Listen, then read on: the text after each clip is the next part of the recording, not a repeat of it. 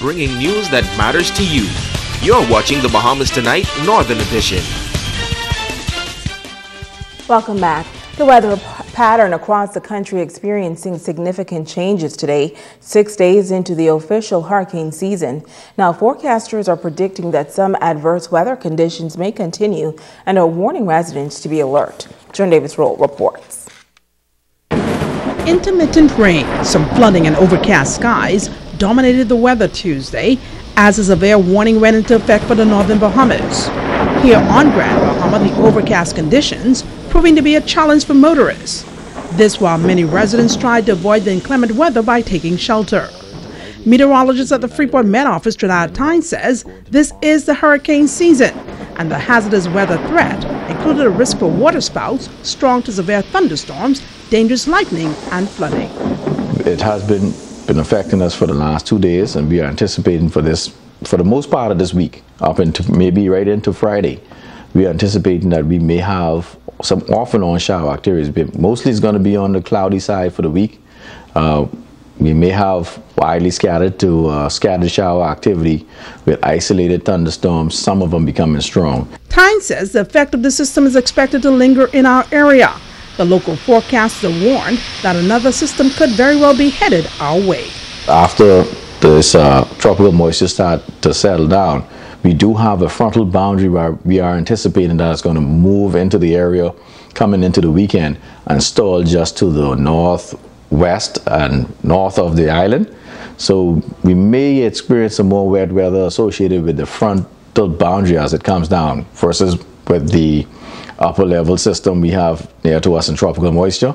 We'll now be introduced with different type of weather activity, some wet weather associated with the frontal boundary that we are forecasting to come down. John Davis Roll, ZNS Network News. In news from the crime beat, one teenager charged with the death of another. A 19-year-old is charged with the murder of a 16-year-old male of 8 Mile Walk. Anthony Dames, age 19 of Beaconsfield, Grand Bahama, was arraigned before Magistrate Gwendolyn Claude at the 8 Mile Walk Court Tuesday afternoon on the charge of murder. Now, the charges stem from Monday, May 29th around 6 p.m. when Dames is accused of stabbing a 16-year-old in Hannah Hill 8 Mile Walk. He was not required to enter a plea and the matter was adjourned to the 7th of September for trial. Court officials say the prosecution is expected to proceed with the voluntary bill of indictment. Dames was remanded to the Bahamas Department of Correctional Services until trial. And in other news from the courts, Isaiah Joaquin, age 23 of Holmes Rock, Grand Bahama, was arraigned before Magistrate Charlton Smith in Magistrate Court Number 2 on the charge of armed robbery. He is accused of holding persons at a business establishment in the Millennium Mall, Freeport, at gunpoint and robbing them of an undetermined amount of cash. Joaquin was not required to enter a plea, and the matter was adjourned to August 1st for a preliminary inquiry. Now, he was remanded to the Department of Correctional Services in New Providence until trial. Switching gears now, it is a program that has been a part of Grand Bahama for over 20 years and continues to grow each and every year. On Saturday morning, a special ceremony was held for the newest group of Defense Force Rangers. Natalia Hall was there. Discipline, dedication, and determination was the motto for the new group of Defense Force Rangers. Young people from 7 schools on Grand Bahama were fully dressed in their uniform outside of the C.A. Smith Government Complex on Saturday morning. It was a proud moment for family and friends as the youngsters took part in a number of drills with much pride. Commanding the new group was the Permanent Secretary of the Ministry of National Security, Carl Smith. He says this program has been responsible for producing well-rounded and disciplined citizens in the country. Groups have committed themselves to becoming productive citizens of the Commonwealth of the Bahamas and are determined to positively influence the lives of their peers and fellow youths. This dynamic program has become a model of excellence for youth organizations, and today we see the culmination of hard work and sacrifice that will undoubtedly lead to the future success of our youth if they remain focused. Youth development must become a priority for the growth and sustainability of our country. He adds that so far, the program has included over 1,000 students from 22 schools in New Providence and 13 in the Family Islands, namely Grand Bahama, Abaco, and the Berry Islands.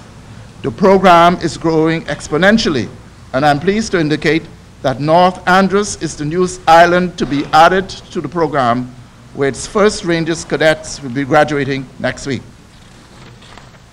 Further, I'm advised that the island of Eleuthera and Long Island are both seeking to join the list of islands hosting the Royal Bahamas Defense Force Rangers program.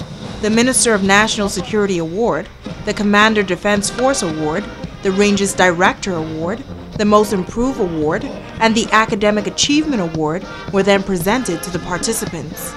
Reporting for ZNS Network News, I'm Italia Hall. And now it is time to Ask the Doctor.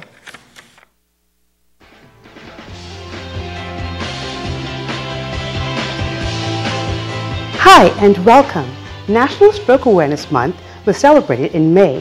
This year, the spotlight is on young adults. This year's theme is Young Stroke, an Unexpected Reality. It's important to be aware that a stroke can happen to anyone at any age and at any time. Surprisingly, strokes are happening in the younger population at an alarming rate. Recent data showed a spike in the number of young persons being admitted to the hospital over the last 10 years and was reported to be as high as 44%. In addition, more than 70% of young adults are unaware of the symptoms of a stroke and the need of seeking medical attention urgently. This year, the main focus was to raise stroke awareness, the impact strokes have on young adults, learn about stroke symptoms, and what to do if you think you may be experiencing a stroke or witnessing one. Heart disease and strokes are our nation's top killers, and it will happen to 1 in every 6 people. That could be your mother, father, sister, your coworker, or your partner. So if you or someone you know are experiencing symptoms of a TIA or a stroke, please call 919 or go to the nearest emergency room immediately.